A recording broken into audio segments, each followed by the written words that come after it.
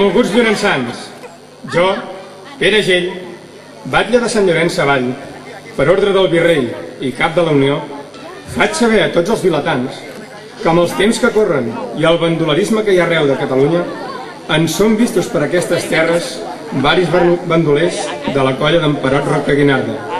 Entre ells, un fill de Sant Llorenç Savall, en Joan Muntada, el Muntadeta, acompanyat de Bertran el Carnisser, i qui el vegi pels rodals del poble o feinejant en algun mas, ho faci saber a mi personalment, al desaner de la Unió d'Ostensburg o algun soldat de la seva desena.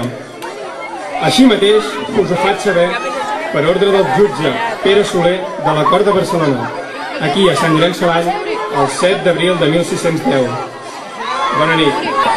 De sobte, aparegué un noi d'entre els vilatans allà presents. Tu queries entrar pel poble. He sentit que deien que anirien i a robar vi del poble, d'aquell tan bo. Tots dos, us poseu allà a la brana. I vostè, senyor Vicensburg, vingui amb mi que ens hi posarem a l'hostal.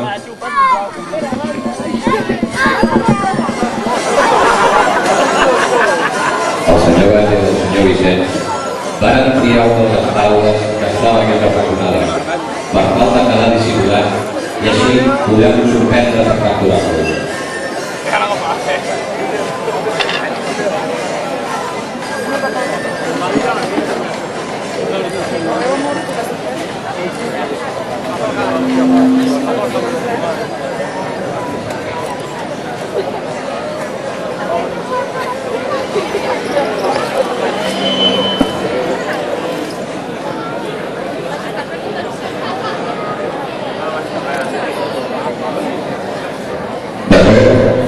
Sentiren unes passes.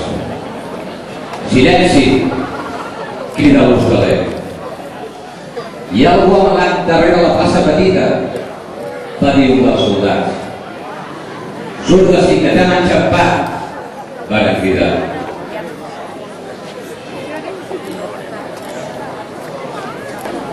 Soc en Joan Roca i un segal que m'hi acompanya. Que busqueu algú?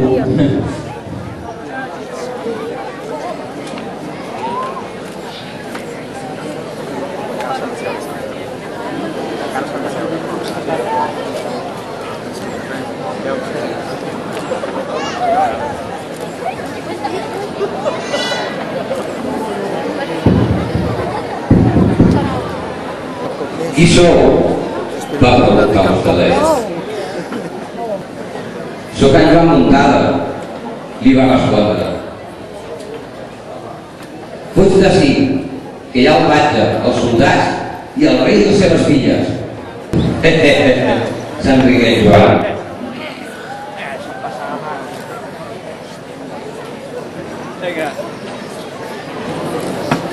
De sobte el batlle va donar l'ordre als soldats de capturar-lo. Vinga, nois, agafeu-lo!